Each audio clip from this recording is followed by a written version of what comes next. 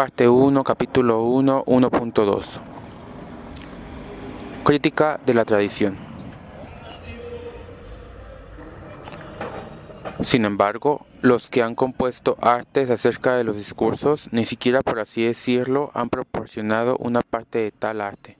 pues solo las pruebas por persuasión son propias del arte, y todo lo demás sobra. Y por otro lado, nada dicen de los entimemas, que son el cuerpo de la persuasión, y más bien se ocupan más de las veces de cuestiones ajenas al asunto. Porque en efecto, el mover a sospecha, a compasión, a ira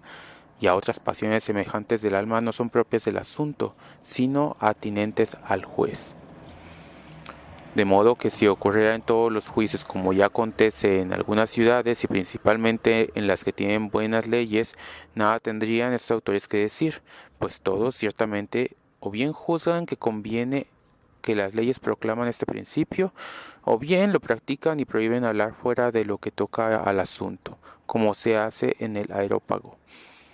Procediendo en esto adecuadamente, pues no conviene inducir al juez a la ira o a la envidia o a la compasión, dado que ello equivaldría a torcer la propia regla de que uno se ha de servir. Aparte de que es evidente que nada compete al litigante fuera de demostrar que el hecho es o no es así y si aconteció o no aconteció. En cambio, el que sea grande o pequeño, justo o injusto, y todo lo que el legislador ha dejado sin explicitar, esto conviene que lo determine el mismo juez y no que tenga que aprenderlo de las partes. Por lo tanto, es sumamente importante que las leyes que están bien establecidas determinen, hasta donde sea posible, por sí mismas todo, y que dejen cuanto menos mejor al arbitrio de los que juzgan. Ante todo, porque es más fácil encontrar uno o unos pocos, más bien que muchos, que tengan buen sentido y sean capaces de legislar y juzgar. Después, porque las promulgaciones de leyes tienen lugar luego de haber deliberado mucho tiempo, mientras que los juicios surgen de un modo imprevisto, de manera que es difícil que quienes han de juzgar estipulen bien lo que es justo y conveniente. Y lo que es más importante de todo, porque el juicio del legislador no versa sobre lo particular, sino que trata sobre lo futuro y universal.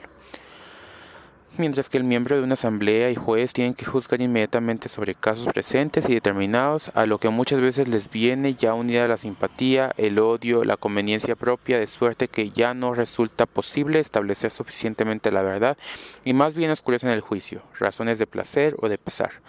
Por consiguiente, respecto de lo demás conviene, como decimos, dar autoridad al que juzga sobre las menos cosas posibles, pero sobre si sucedió o no sucedió, o si acontecerá o no acontecerá, o si existe o no existe. De esto es preciso que se haga cargo los que juzgan, pues no cabe que le prevea el legislador. Y si esto es así, es claro que colocan en el arte en cuestión cosas ajenas al asunto todos aquellos que prescriben reglas como que deben contener el exordio o la narración y cada una de las otras partes, puesto que en todo esto no trata de ninguna otra cosa, sino de cómo expondrán al que juzga en un sentido determinado, sin que en cambio muestren nada acerca de las pruebas por persuasión propias del arte, que es con lo que uno puede llegar a ser hábil en entimemas.